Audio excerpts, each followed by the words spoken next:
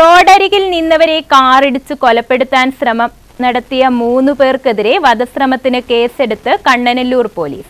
കൊല്ലം നെടുമ്പന വേപ്പുമുക്കിൽ ഞായറാഴ്ച രാത്രി 9 മണി കഴിഞ്ഞാണ് കേസിനാസ്പദമായ സംഭവം നടന്നത്.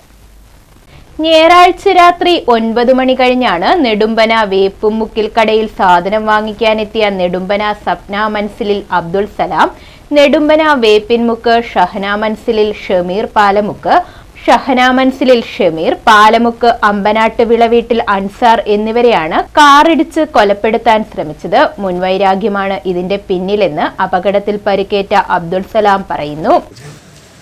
ഞാൻ പണ്ട് നേരത്തെ ഇറച്ചി കച്ചവടം ഉണ്ടായിരുന്നു. അങ്ങനെ വണ്ടി കൊണ്ടിട്ടപ്പം പറഞ്ഞ് വണ്ടി മാറ്റിടെ നേരത്തെ അവൻ്റെ അടുത്തൊന്ന് പറഞ്ഞായിരുന്നു. ആ ഒരു വൈരാഗ്യം എൻ്റെ മനസ്സിലുണ്ടായിരുന്നു.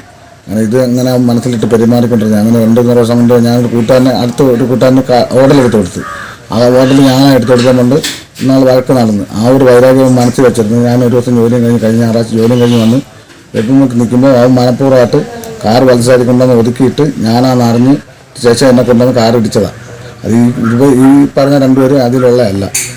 പിന്നെ അവനെന്ന് പറഞ്ഞാൽ വണ്ടി കച്ചവടം, വണ്ടി വെളുപ്പും ഗുണ്ടായ സാധനം അവൻ്റെ കയ്യിരിക്കുന്ന മൊത്തം. ആ കുറേ ഗുണ്ടകളെ കൊണ്ടുവന്ന് എന്നെ അടിക്കും വെട്ടും വണ്ടി ഇടിച്ച് കൊല്ലും നേരത്തെ എൻ്റെ അടുത്ത് പറഞ്ഞായിരുന്നു. എന്നെ കൊണ്ട് 2 നേരം കൊണ്ട് വേറെ ആൾക്കാരെ കൊണ്ട് പറയിപ്പിക്കുകയും ചെയ്തു. നീ മാറിക്കോ നിന്നെ കൊല്ലുമെന്ന് പറഞ്ഞു ചെയ്യാൻ മതി. ഇത്ര മാത്രമേ എനിക്കറിയാവൂ. അല്ലാതെ അവന് കേസ് കൊടുത്തിട്ടുണ്ട്. കണ്ണാലൂർ കുളപ്പള്ളി സ്റ്റേഷനിൽ കേസ് കൊടുത്തിട്ടുണ്ട്. പരുക്കേറ്റവർ 3 പേരും മരപ്പണിക്കാരാണ്. തൃക്കോവിൽവട്ടം അമ്പനാട്ടുവിള അമൽ ഭവനിൽ അമൽ, തൃക്കോവിൽവട്ടം വാഴവിള വീട്ടിൽ ഷമീർ. കണ്ടാലറിയാവുന്ന ഒരാൾ ഇവർക്കെതിരെയാണ് വധശ്രമത്തിന് കണ്ണനല്ലൂർ പോലീസ് കേസെടുത്തിട്ടുള്ളത്. ഇവർ 3 പേരും സെക്കൻഡ് ഹാൻഡ് വണ്ടി കച്ചവടക്കാരാണ്. പരിക്കേറ്റവർ കൊട്ടിയം ഹോളി ക്രോസ് ആശുപത്രിയിൽ ചികിത്സ തേടി.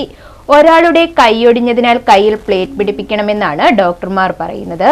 അതിന് 1.5 ലക്ഷം രൂപയോളം ചിലവ് വരും. സാമ്പത്തികമായി പിന്നോക്കം നിൽക്കുന്ന ഇവർ ഹോസ്പിറ്റലിൽ നിന്ന് ഡിസ്ചാർജ് എഴുതുവാങ്ങി വീട്ടിലെത്തുകയാണ് ഉണ്ടായത്.